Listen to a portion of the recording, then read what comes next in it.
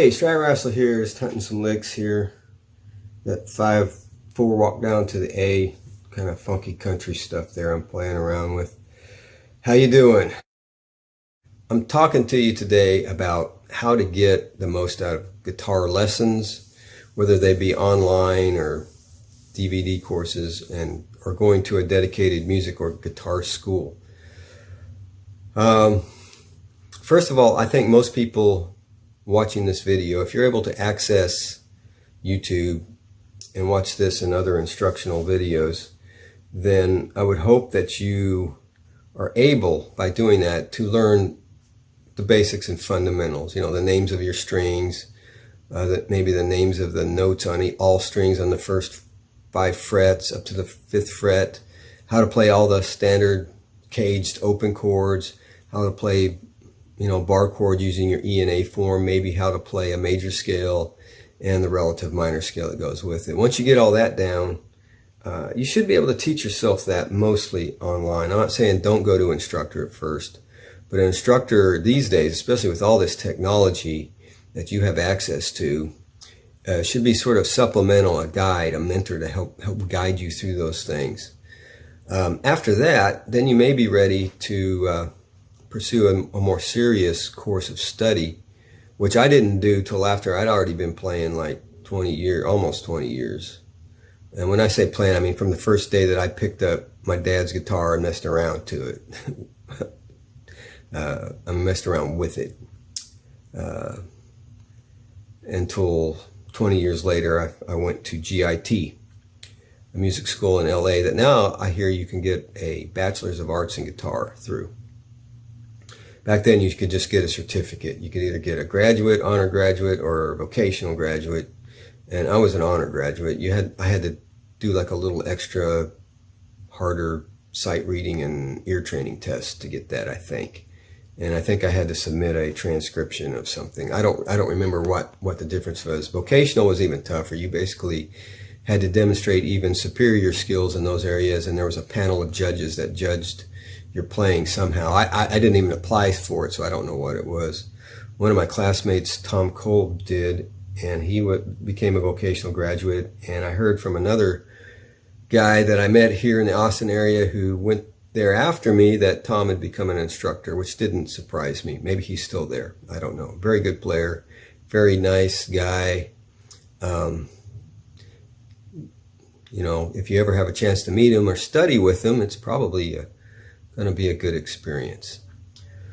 So you're thinking about going to school full-time for guitar. Well, what I think you benefit most from is the fact that for a year you are dedicating a year to learning guitar, and just about every day you're spending 2 or 3 hours in class learning something about theory, about how to play things, technique, ear training, reading music. And you're sitting around and playing your guitar in between classes, and you're going home and you're practicing and reviewing that. And then maybe you hook up with some guys to do some performance classes together, learn how to play in a band. Maybe you actually play in a band outside of school. That's kind of what I did while I was there. And all that together for a year is a lot of guitar playing. So you could probably do the same locally wherever you're at. And if there's a couple of good music schools or instructors or something like that. Here in the Austin area, I would suggest going to the local ACC college and take some music-related guitar playing courses there, and then probably sign up for private lessons with at least 2 or 3 private instructors and meet a lot of them and evaluate them before you sign up, and emphasize something different with each one, and maybe switch. Like, for a couple months, one of the instructors, you say, well, I want to learn music theory and reading. And another one, you say, well, I want to learn, applied improvisation on the fretboard. I want to learn some jazz standards out of the real book, stuff like that. And then another one, maybe you just want to learn technique and shredding exercises, or maybe about equipment and tone. They didn't have a class about that. I think that's a good idea for a class.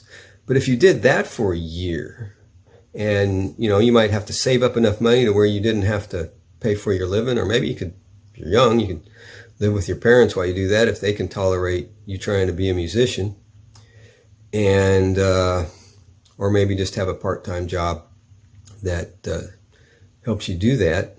But if you did that for a year, I think you would get just about the same benefit as going to one of these dedicated, 1-year guitar courses at GIT, or I think there was Grove School of Music. I don't even know if they're still around.